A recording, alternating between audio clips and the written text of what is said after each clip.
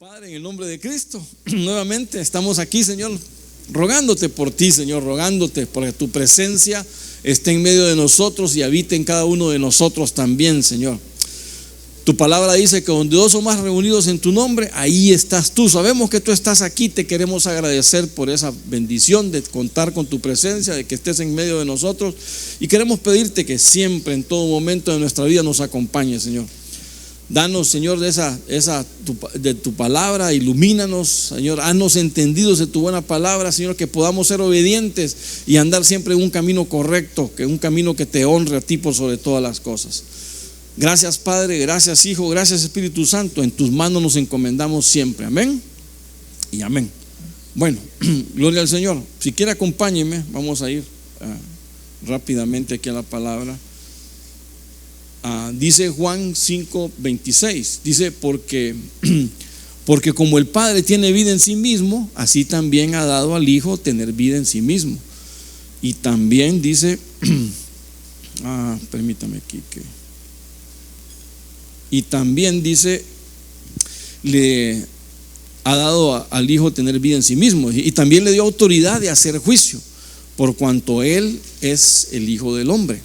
No os maravilléis de esto, dice el Señor, ¿verdad? Porque vendrá hora cuando todos los que estén en los sepulcros oirán su voz, y los que hicieron lo bueno saldrán a resurrección de vida, mas los que hicieron lo malo a resurrección de condenación. Bueno, estoy tomándome los textos que hace unos instantes estuvimos viendo acerca de lo que es la resurrección. No es que voy a hablar de resurrección, no, sino que me quiero enfocar en algo bien particular. ¿Se recuerda que estuvo platicando el pastor ayer en la mañana? Ayer estuvo hablando, nuestro pastor nos habló a propósito, vino al culto, ¿verdad? Bueno, ok. Buenas tardes, bueno, pues. Entonces, para que mire el culto de la mañana. Entonces el asunto es que nuestro pastor nos estaba enseñando acerca de que uno de los trabajos que el enemigo quiere hacer y claro, es algo que va a venir porque es en el tiempo que nos está tocando vivir. El trabajo que el enemigo está haciendo, ¿cuál es? Es deteniendo la ofrenda. Él quiere que la ofrenda ya no se deje de dar, que la ofrenda ya no siga desarrollándose más. ¿Por qué? Bueno, porque la ofrenda, como bien nos enseñaba nuestro pastor ayer, la ofrenda representa un sacrificio. Entonces, el sacrificio, bueno, si nosotros nos vamos al tiempo antiguo, como los hebreos llegaban con su sacrificio al altar de la ofrenda, ¿qué hacían? Llevaban el corderito era inspeccionado por los sacerdotes, los levitas decían, sí, esta ofrenda es bien recibida, y cuando la ofrenda era bien recibida, entonces le pasaban el cuchillo, tomaban toda la sangre, con la sangre la regaban por el altar. Bueno, ya esa es toda la parte litúrgica de lo que hacían para presentar una ofrenda, ¿verdad? Pero eso en realidad era un sacrificio por la ofrenda. ¿Para qué era? Bueno, para limpieza de pecados, para el perdón de alguna ofensa, para buscar una redención. Pero ¿cuál es el punto? Entonces, estamos viendo que cuando el Señor dice que quieren detener la ofrenda, dice de que estamos ante el advenimiento de lo que es el anticristo. Dice el Señor aquí en este texto, ¿verdad?, que en ese momento, dice, todos los muertos van a escuchar la voz, van a escuchar una voz, van a escuchar la voz del Señor, y los que hicieron lo bueno saldrán a resurrección de vida, y los que hicieron lo malo a resurrección de condenación. Ahora, ¿cuál es el punto donde me quiero enfocar yo? Los que hicieron lo bueno. No estoy diciendo, vuelvo y repito lo que acabamos de hablar hace unos instantes, que la salvación se obtiene por hacer lo bueno. Definitivamente nadie va a ser salvo por buenas acciones.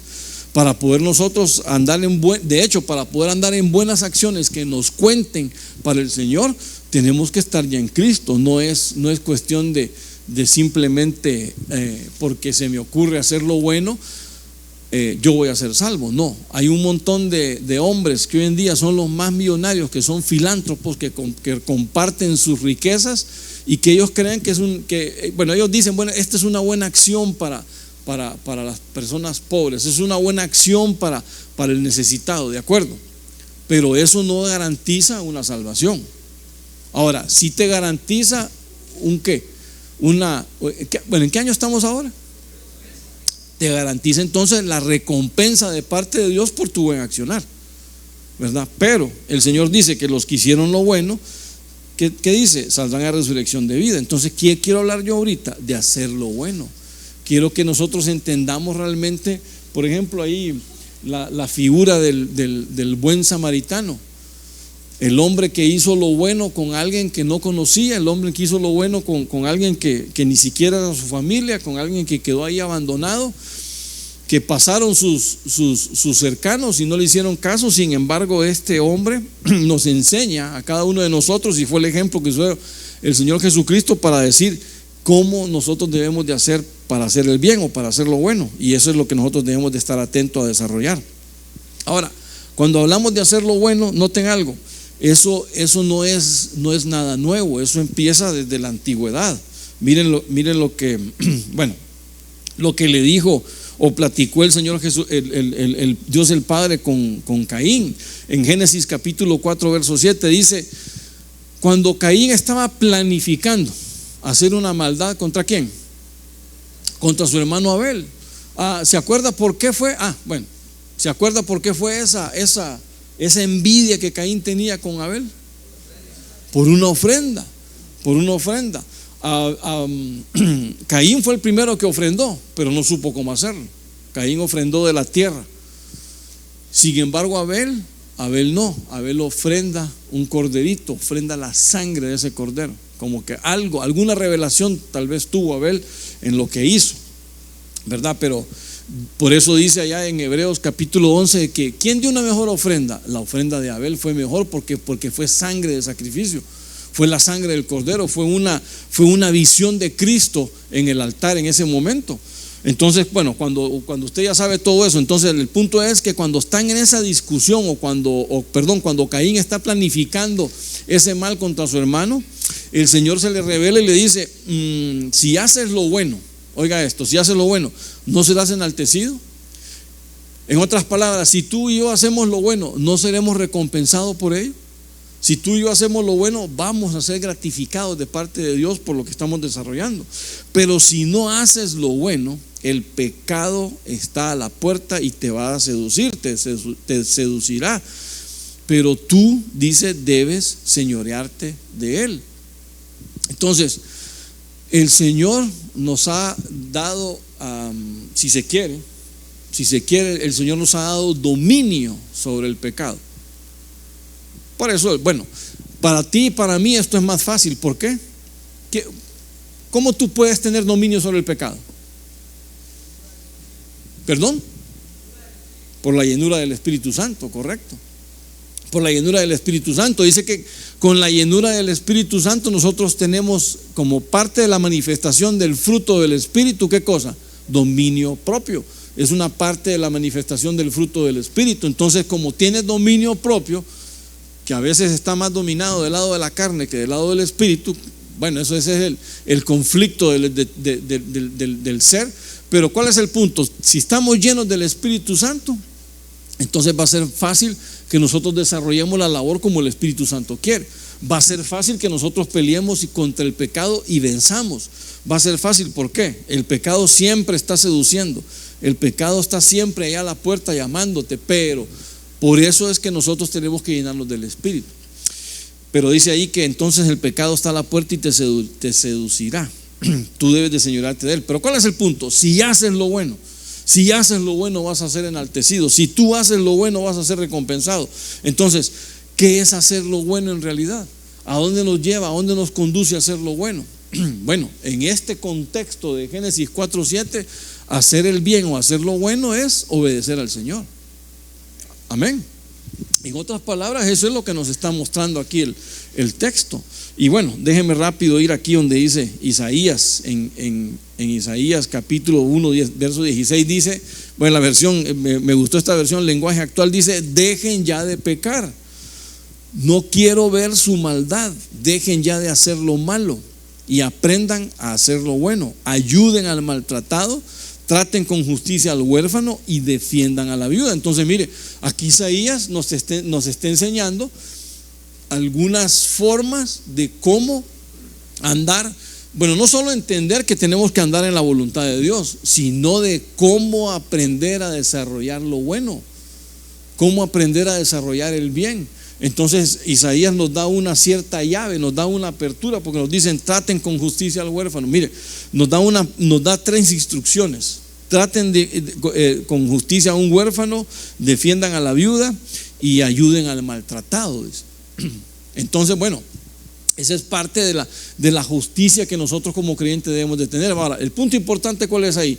Que tenemos que aprender a hacer lo bueno. Eso es un desarrollo, es una enseñanza que nosotros debemos de participar siempre. Ahora, para poder aprender a hacer lo bueno, si estamos basándonos en que parte de lo bueno, vamos a ver un poquito más adelante todo eso, pero si estamos basándonos en que parte de lo bueno es la obediencia al Señor, ¿qué tenemos que hacer primero? ¿Perdón? Bueno, sí, dejar de pecar, de acuerdo, dejar de pecar, pero debemos de conocer primero lo que al Señor le agrada para poder andar en el camino del Señor. Es decir, por eso es que el Señor, bueno, vamos a decirlo en el contexto natural, ¿verdad? Se desgastó 1600 años para dejarnos una herencia, que es la Biblia, Antiguo y Nuevo Testamento. Bueno, el Señor no se gastó nada, pues, pero por decir algo, pues, pero el Señor invirtió 1600 años de la vida de los hombres para poder legarnos ese testamento partido en 2. ¿Para qué? Para enseñarnos, para educarnos, para instruirnos acerca de todas las cosas que Él quiere que tú y yo hagamos, en las que tú y yo debemos de andar, para que pues, así busquemos agradarle a Él. Entonces, por eso es que dice ahí: debemos de aprender, debemos de aprender a desarrollar, a hacer lo bueno.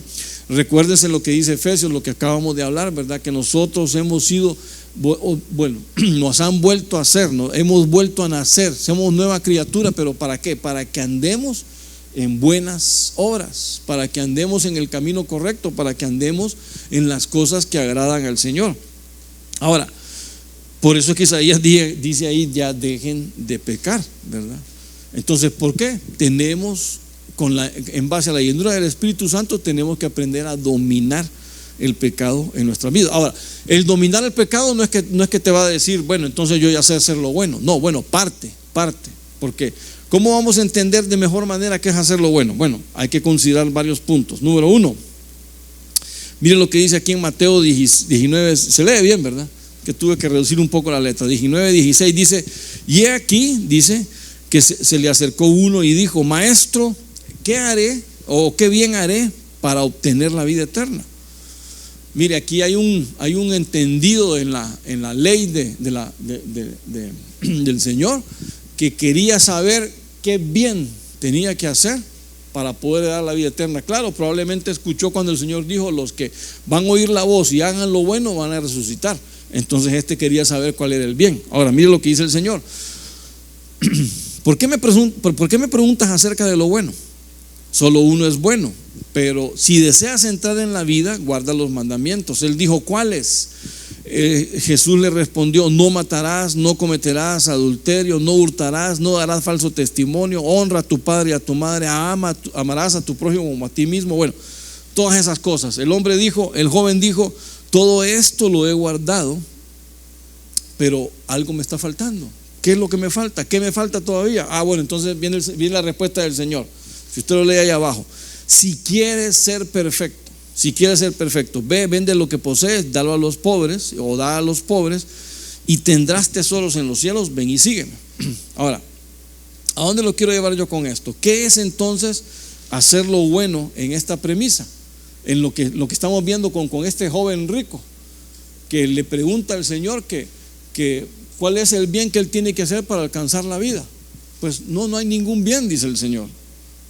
Es decir, claro que hay un bien, pero el bien es que guardes los mandamientos.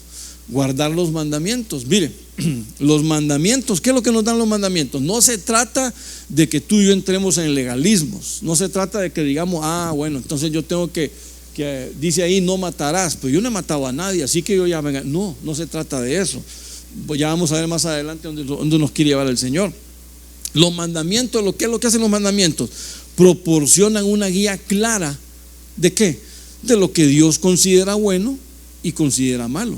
Entonces, en ese contexto, si tú ya sabes qué es lo que es bueno de parte de Dios y qué es lo que no es bueno, entonces ya sabemos cómo agradar al Señor, ¿o no? ¿Me estoy dando a entender o no, hermanos? Es decir, si ya sabemos que no matar, no cometer adulterio es bueno, amén, entonces ¿qué es lo que tenemos que hacer para agradar al Señor? Pues obviamente no matar ni cometer adulterio, ¿de acuerdo? Entonces pero ese es el contexto donde lo está viendo este joven rico. No es donde el Señor lo está llevando. Lo que yo quiero tratar de ilustrar es que como ya sabemos qué es lo bueno y qué es lo malo, debemos de aprovechar a hacer siempre lo bueno para decir, bueno, Señor, te quiero agradar, entonces voy a seguir siempre voy a tratar siempre de hacer tu voluntad. El punto ¿cuál es?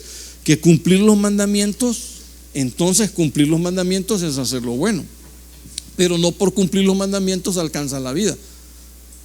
¿Por qué? Porque Pablo dijo que la ley nunca fue hecha ¿para qué? Para salvar a alguien. La ley solo fue hecha para señalar el pecado en las personas. ¿Sabe lo que es la ley?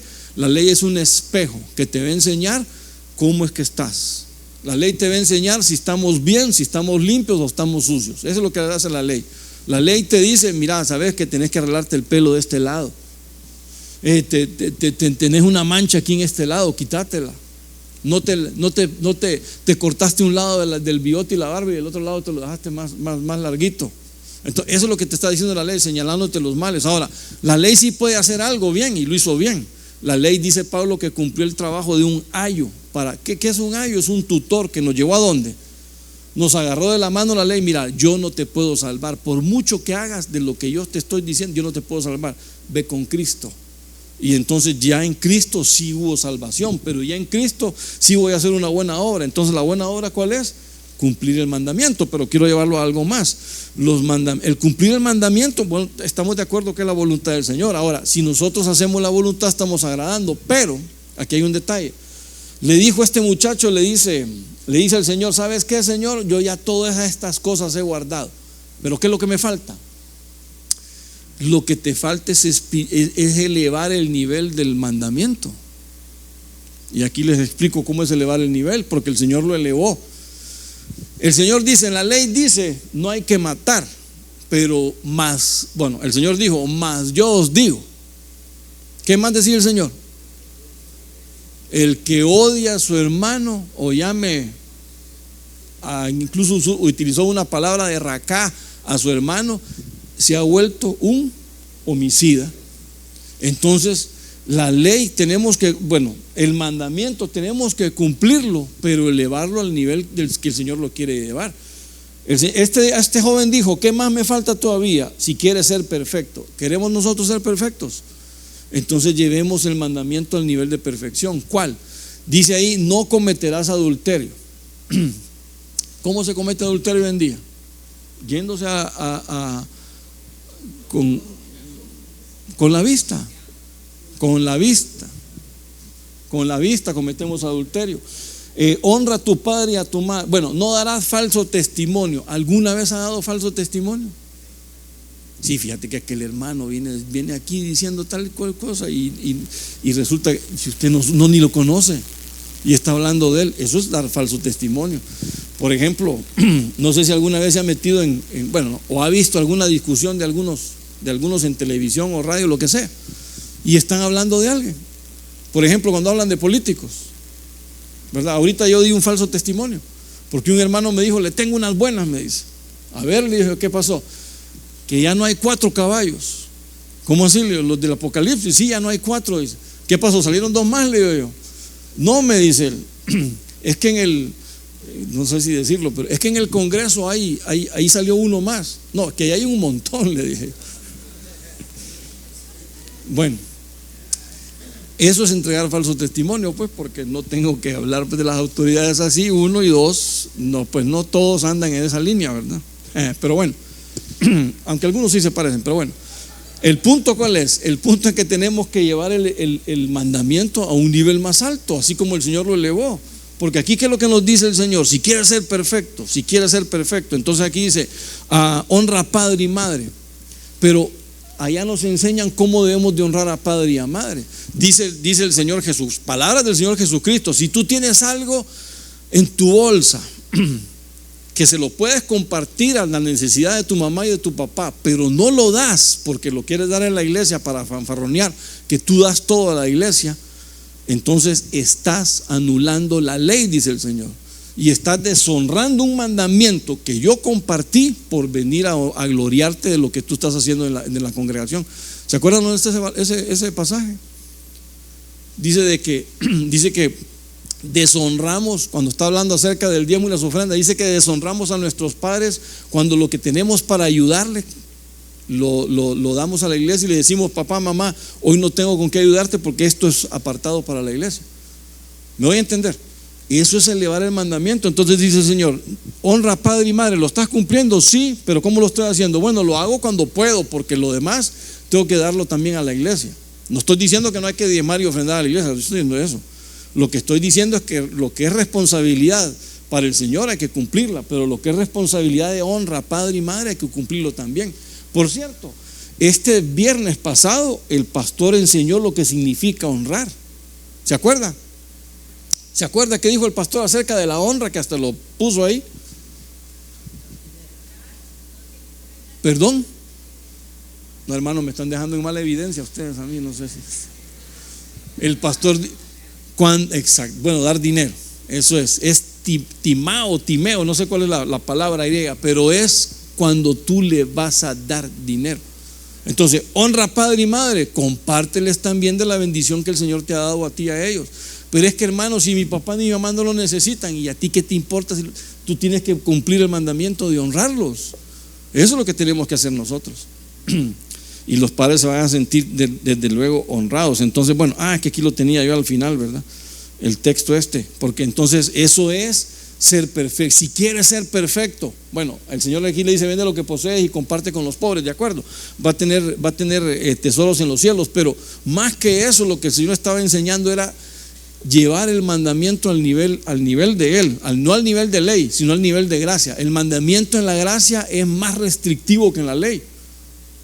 Vuelvo y repito, cuando el Señor dice no matarás, en la ley se refería a agarrar su pistola o meterle con un leño a alguien o meterle un cuchillo a alguien, y entonces muerto literalmente, y entonces era penado por la ley. Pero ahorita el Señor te cuenta como pecado cuando tú estás pensando: ojalá se caiga ese de la graja y se muera.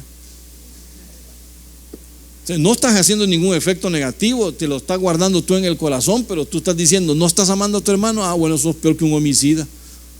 Entonces nos estamos volviendo homicidas. ¿Cuántos homicidas habrá aquí en el discipulado, verdad? Bueno, mejor ni preguntemos esas cosas, hermano. Perdón, sí. Con fuerte voz.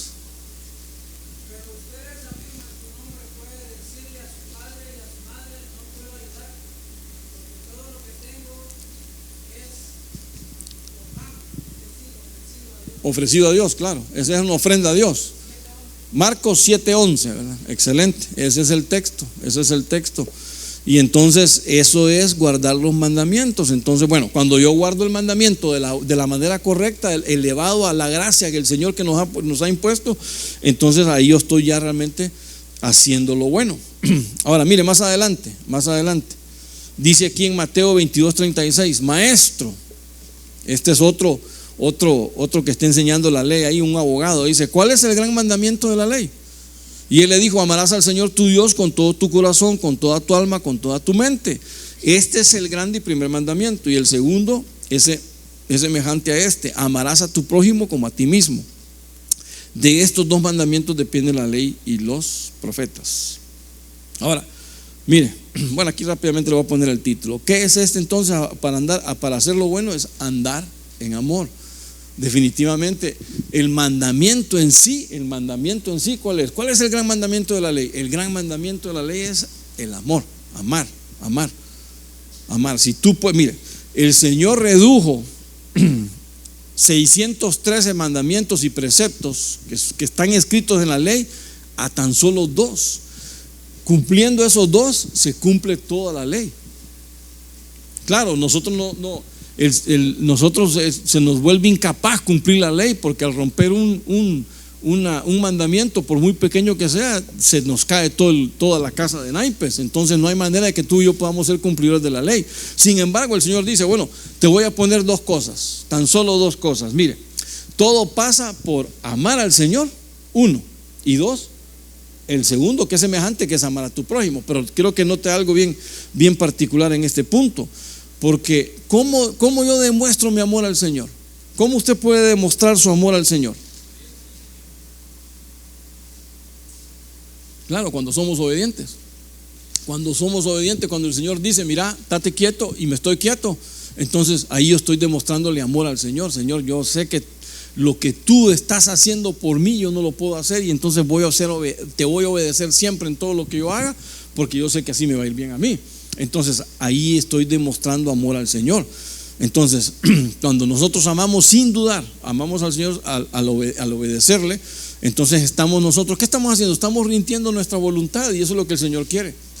Mire, fue lo que el Señor Jesucristo nos enseñó. Cuando Él fue al huerto de Getsemaní, ¿qué hizo? Lo primero que el Señor hizo fue, Señor, que no se haga, ¿qué cosa? No se haga mi voluntad, sino la tuya. Señor, yo aquí estoy para hacer tu voluntad, no la mía. Señor, yo no quiero ir ahí a la cruz, yo no quiero ir a padecer lo que estos me quieren hacer, pero más que eso, no es que yo no quiero ir al infierno y separarme de ti. Sin embargo, dice Pablo, ¿cuál fue la respuesta de la voz eterna? ¿Cuál fue la respuesta del Padre? ¿Se acuerda? ¿Qué fue lo que dijo? Nada. No dijo nada.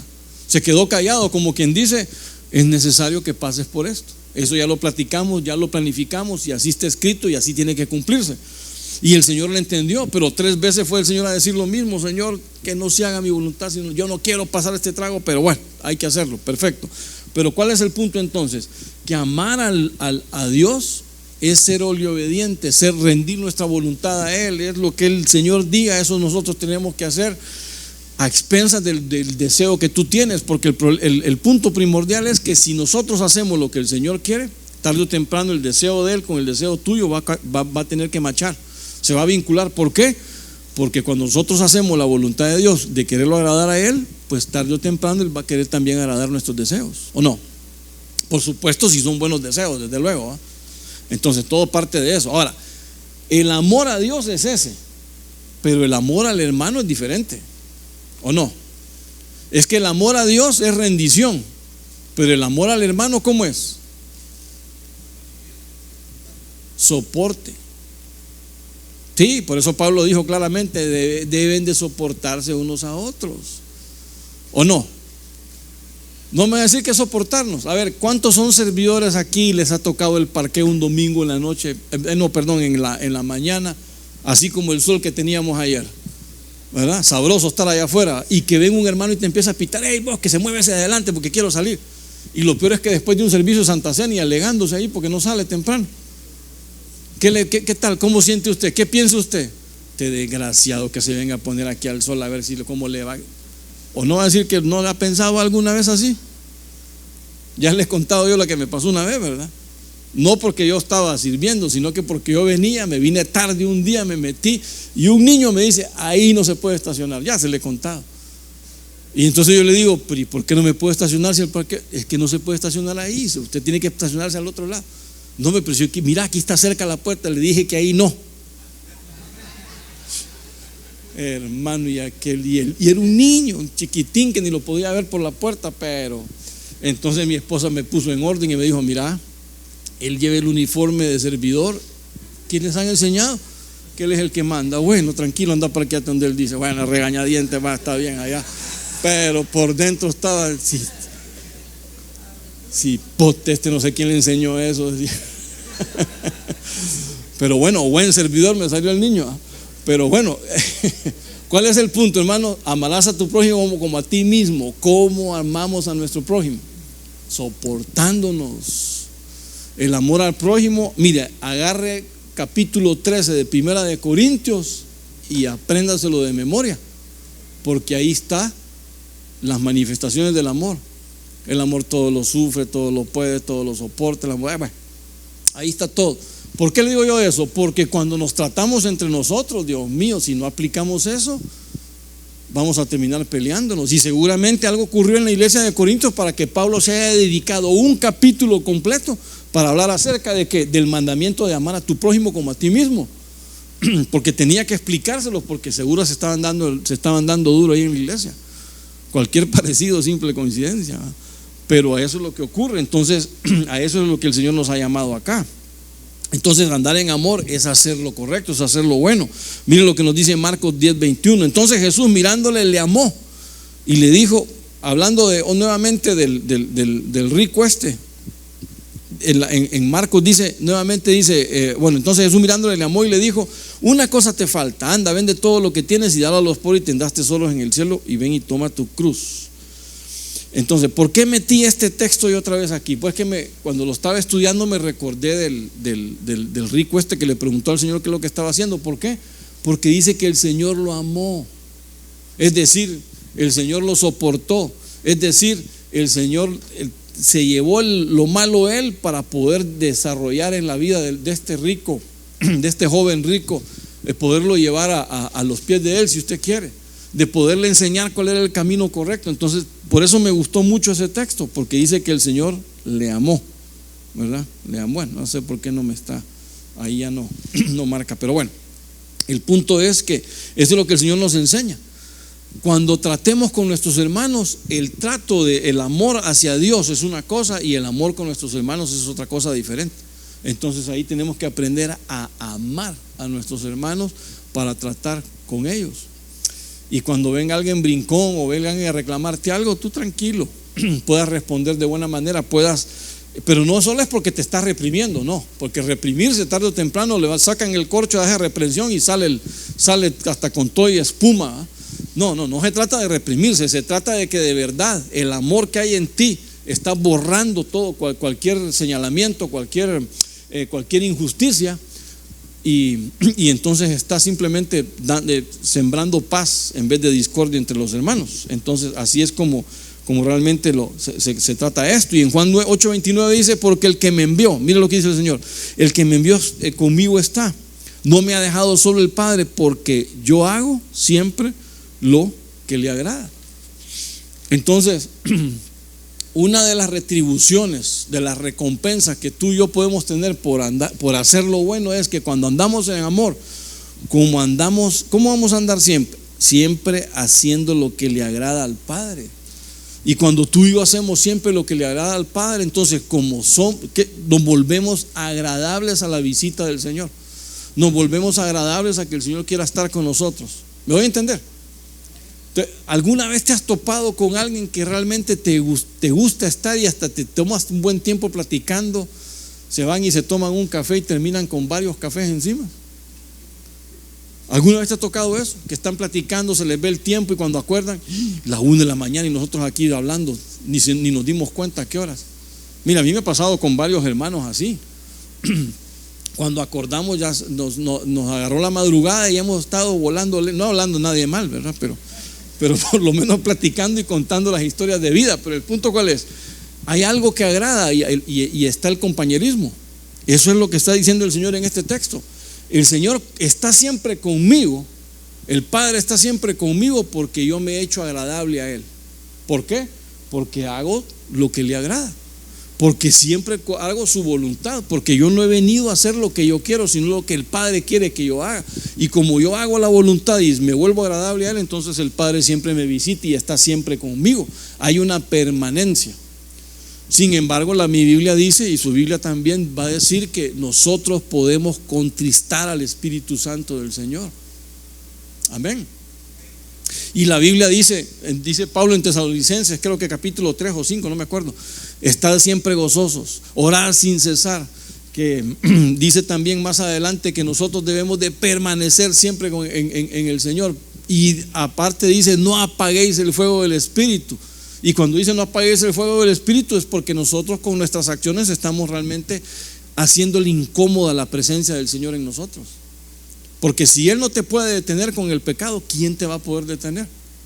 Pero nosotros ensuciamos nuestro templo, y cuando nosotros ensuciamos nuestro templo, estamos entonces en el camino de lo desagradable, y entonces el Señor, mire, mijito, no puedo estar contigo, no me agrada estar en tu presencia, así que mejor yo me aparto.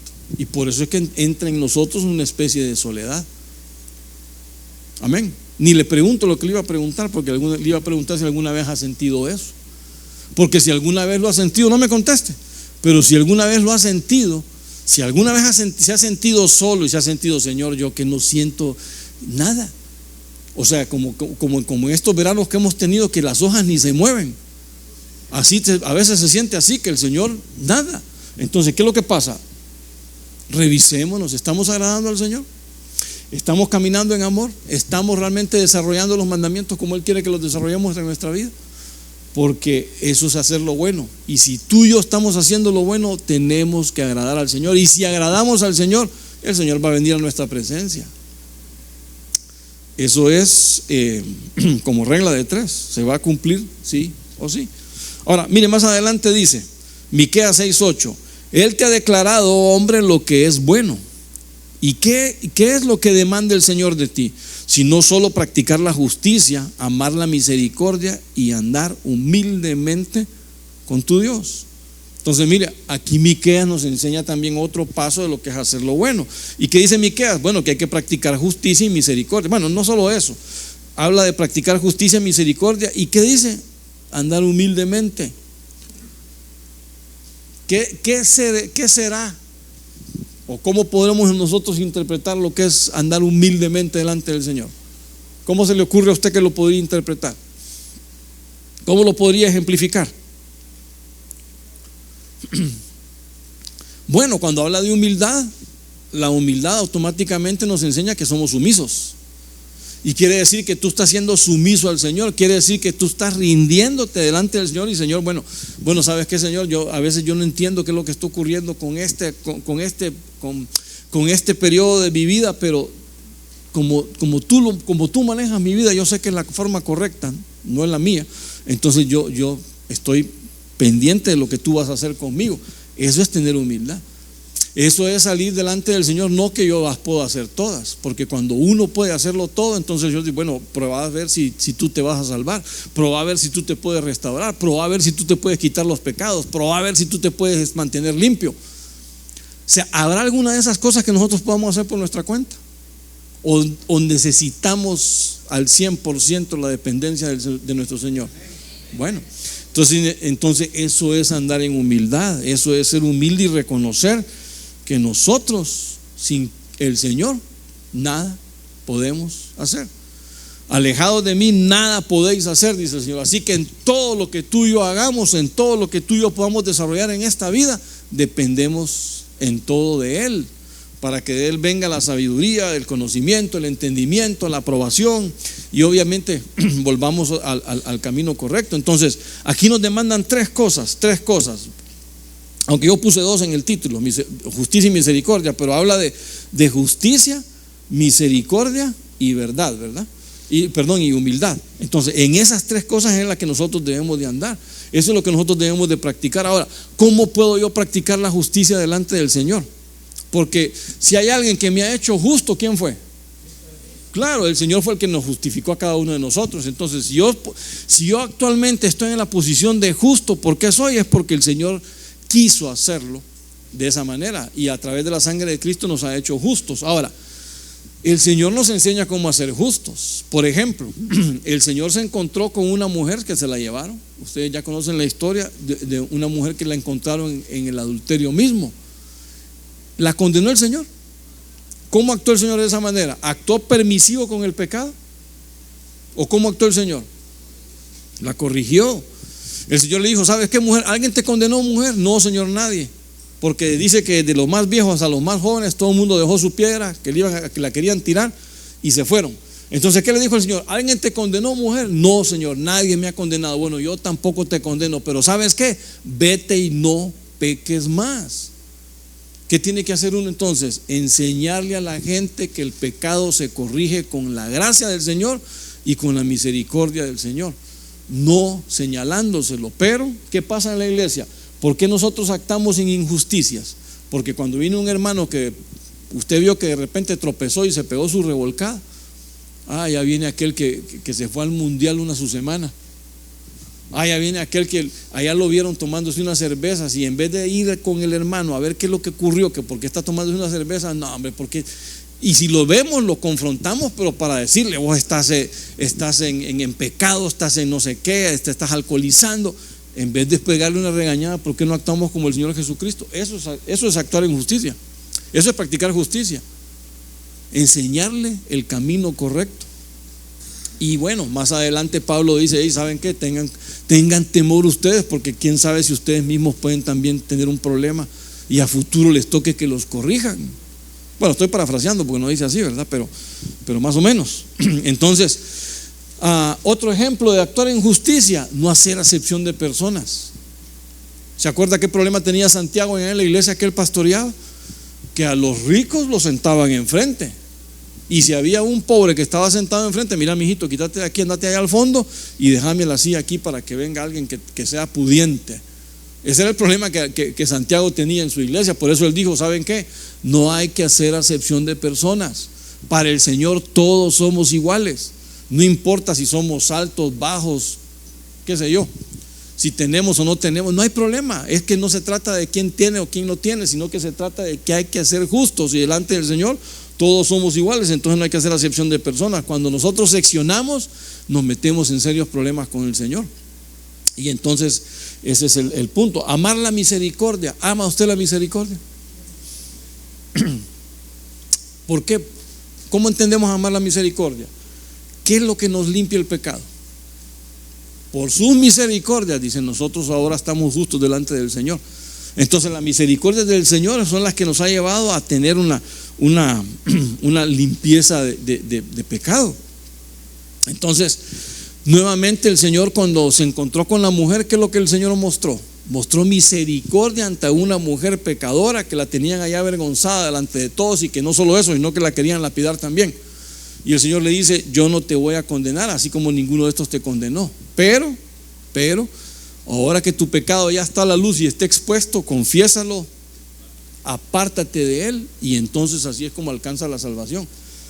Y usted se recordará que esa mujer también después estuvo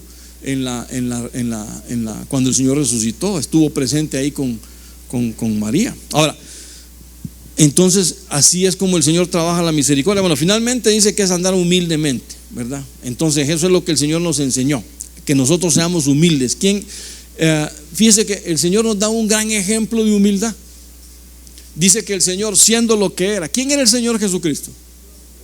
Dios todopoderoso, Dios el creador. Dice Pablo que todas las cosas fueron creadas por Él y para Él, hablando del Señor Jesucristo. Así que el Señor Jesucristo no solo es el Padre eterno, sino que también es el Dios creador.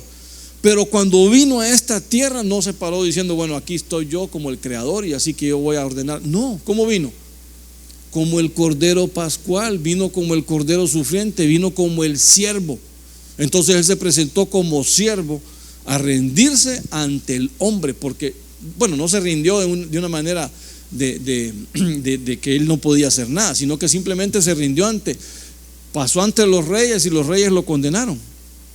Ahora se les va a dar vuelta la tortilla cuando venga la resurrección final, porque Pilatos, Herodes, todos van a estar delante de la presencia del gran trono, y ahí les va a tocar escuchar una sentencia. Pero cuando el Señor vino como Cordero Pascual, vino a sufrir el señalamiento de estas personas. Cuando el Señor por algún instante como que lo dejó ver y le dijo a Pilatos, mira, mi reino no es de este mundo. Si yo solo tengo que llamar un par de legión de ángeles y vienen y barren con todo esto. Si un ángel mató a 185,000, ¿se imagina una legión de ángeles que pudo haber hecho? Solo piénselo por un minuto. Entonces, ¿cuál es el punto? La humildad del Señor. La humildad del Señor, de a que sus criaturas lo estaban señalando, lo estaban enjuiciando, lo estaban golpeando, lo estaban humillando. ¿Y Él qué dijo? Nada, se lo absorbió todo. ¿Por qué? Porque vino a perdonar, porque Él venía a derramar su sangre para que con esa sangre fuésemos lavados nuestros pecados. Ahora, va a volver, y cuando Él vuelva, va a venir ¿cómo? ahí va a venir como Rey de Reyes y Señor de Señores. Entonces allá no va a venir como el Cordero Sufriente, no, ahí va a venir como lo que Él es, como el Rey de Reyes y Señor de Señores, y que claro, a los enemigos los va a destruir, dice que con la espada que sale de su boca. Bueno, es en otra ocasión miramos esos puntos, pero ¿cuál es el detalle aquí entonces? Que tenemos que ser practicantes de la justicia, tenemos que ser amantes de la misericordia y andar humildemente con tu Dios, así como Cristo nos enseñó. Cada uno de vosotros sea como fue el Señor Jesucristo, que no anduvo viendo a los demás como algo que Él era más superior a ellos, no, más bien Él se bajó en relación al hombre. Y a veces a uno le dan algo aquí, te dan un buen puesto gerencial en una empresa, y tú a tus demás compañeros que estabas al mismo nivel ya los miras. ¿Se dan cuenta quién es el jefe aquí? ¿Le ha pasado alguna vez eso? Bueno, si le ha pasado alguna vez eso, es lo normal en el mundo, no en la iglesia, ¿verdad? Porque como nuestro pastor nos ha enseñado, entre más alto te lleven dentro de la iglesia, es que tienes que servir más a las personas. Te tienes que volver el mesero en la gala de la cena del Señor. Bueno, para ir terminando, porque ya son las 8:20, me va a alcanzar el tiempo. Hechos 26:20 dice: por eso, dice, primero anuncié el mensaje a la gente de Damasco y luego a la de Jerusalén y a toda la región de Judea. También hablé con los que no eran judíos y les dije que debían pedirle perdón a Dios y obedecerlo y hacer lo bueno para demostrar que en verdad se habían arrepentido. Mire, esta es la versión lenguaje sencillo, o lenguaje actual, perdón. Ahora creo que es la misma. ¿De qué estamos hablando acá entonces? Del buen testimonio.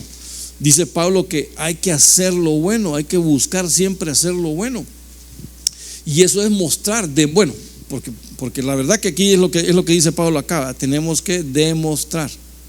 Eso es lo que tú y yo tenemos que hacer, demostrar que en verdad nos hemos arrepentido, demostrar que en verdad hemos venido a los pies del Señor, demostrar que en verdad ahora hacemos lo bueno para agradar a nuestro Señor Jesucristo, para poder estar siempre de cerca con Él, porque necesitamos. Ahora, ¿se acuerda por qué dijimos que era importante hacer lo bueno?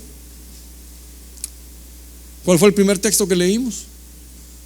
Porque dice de que los muertos van a escuchar una voz, y que los que hicieron lo bueno van a tener una resurrección para la vida, es decir, para la vida eterna.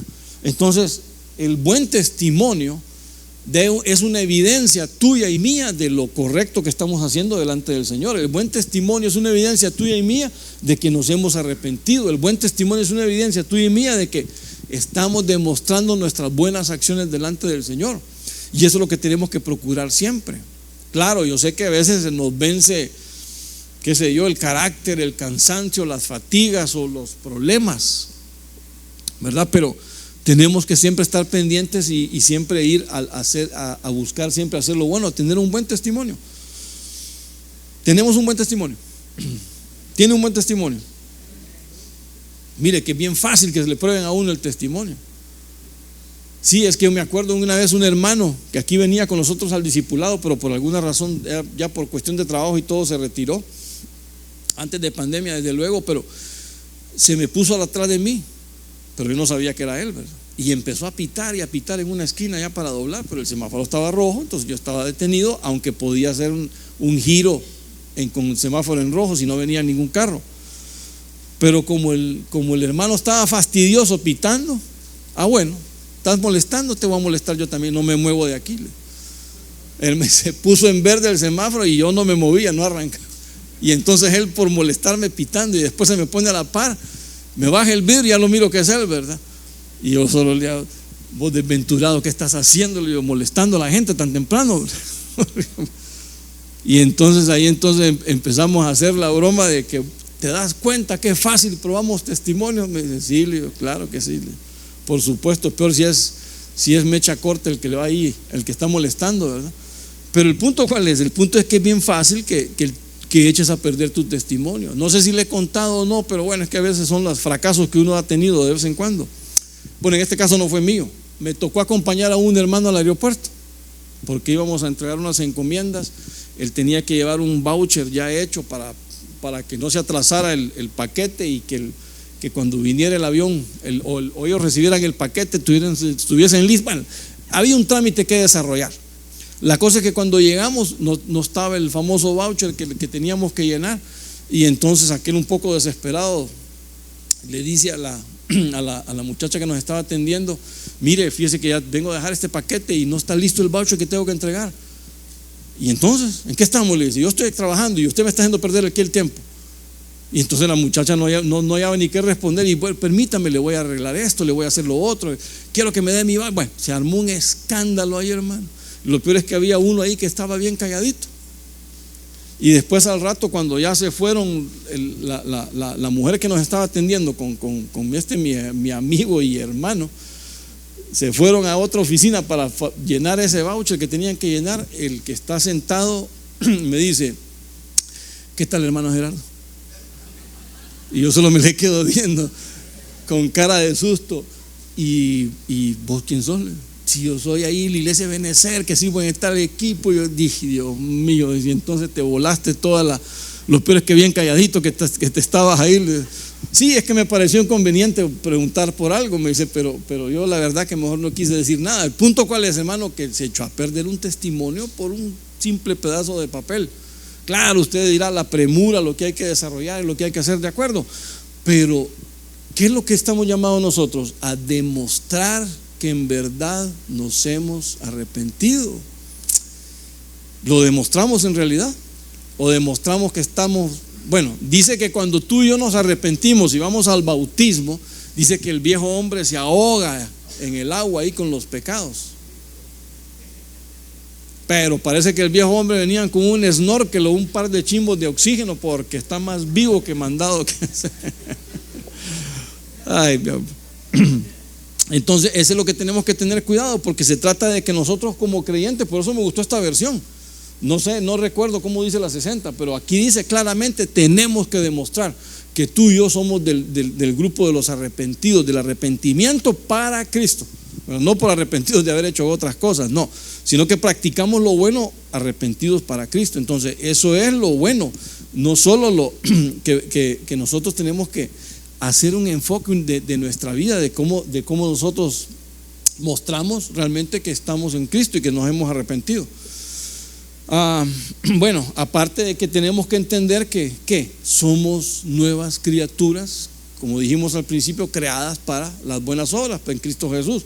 Amén. Eso es dar un buen testimonio de la fe. Y finalmente, miren, ¿qué dice aquí? Tercera de Juan, dice: amado, no imites lo malo, sino lo bueno. Tenemos que ser imitadores de lo bueno. Si hay algo que usted y yo tenemos que imitar siempre, es lo bueno. Buscar qué es lo bueno en todo lo que vamos a hacer, y eso seguir.